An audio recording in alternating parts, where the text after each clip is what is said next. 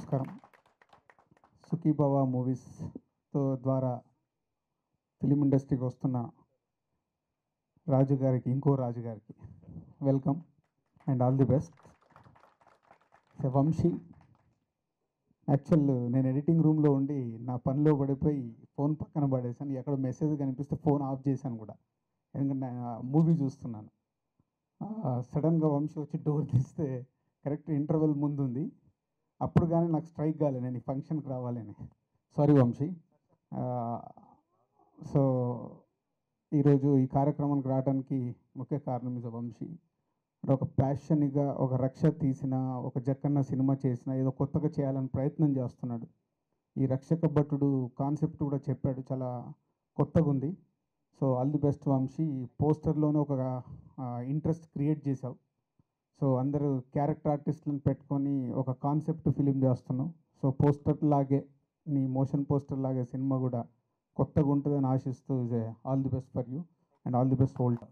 అన్నలాగా ఒక మంచి పెద్ద పెద్ద చిత్రాలను నిర్మించి మరి తన చేతుల మీదుగా బ్యానర్ అనేది ఓపెన్ చేశాడు. మరి తమ్ముళ్ళలాగా నన్ను ఆశీర్వదించాడు. మరి తనలాగే మరి నేను రాబోయే కాలంలో పెద్ద చిత్రాలు నిర్మించాలని చెప్పి మనస్ఫూర్తిగా కోరుకుంటున్నాను.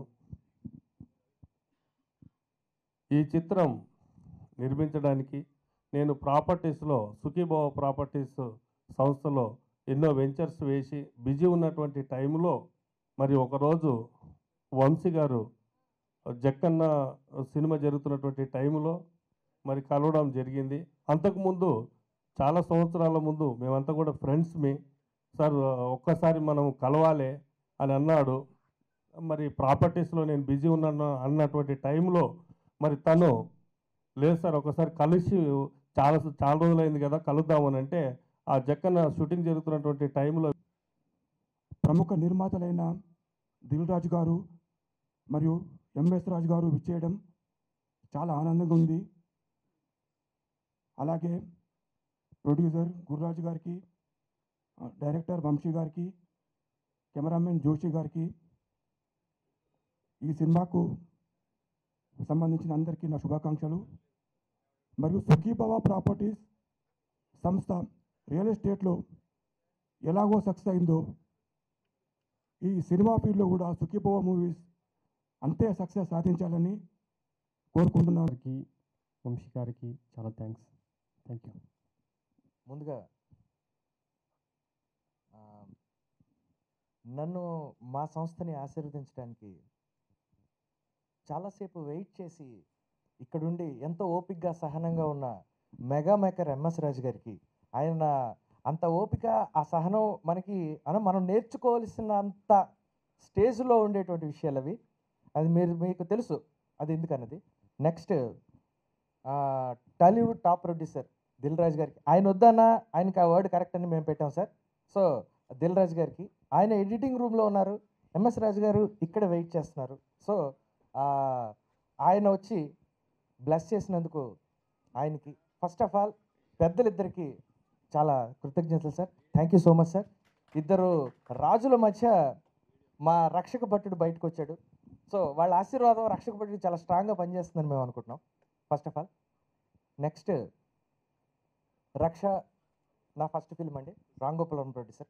నెక్స్ట్ జక్కన్న సునీల్ హీరోగా మీ అందరికీ తెలిసిందే, అది ఎంత పెద్ద సక్సెస్ సాధించిందో. Revenue wise first week highest collections Sunil hero కెరియర్లో వచ్చినటువంటి సినిమా అది.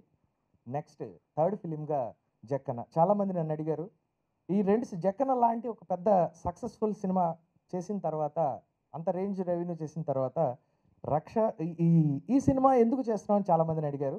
దానికి ఒకటే ఆన్సర్ సార్. ఏంటి అంటే ఆ క్వశ్చనే ఆన్సర్.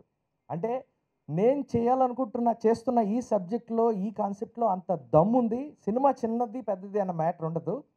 కాబట్టి వాటన్నిటిని ఆ రెండింటిని బీట్అవుట్ చేసే సినిమా ఇది అవుతుందని స్ట్రాంగ్గా నేను నమ్మటం వల్ల నా చాలా కాలం నుంచి ఉన్న నా క్లోజ్ ఫ్రెండ్ గుర్రాజు గారు, గత 12 సంవత్సరాల నుంచి మాకు మంచి అనుబంధం ఉంది.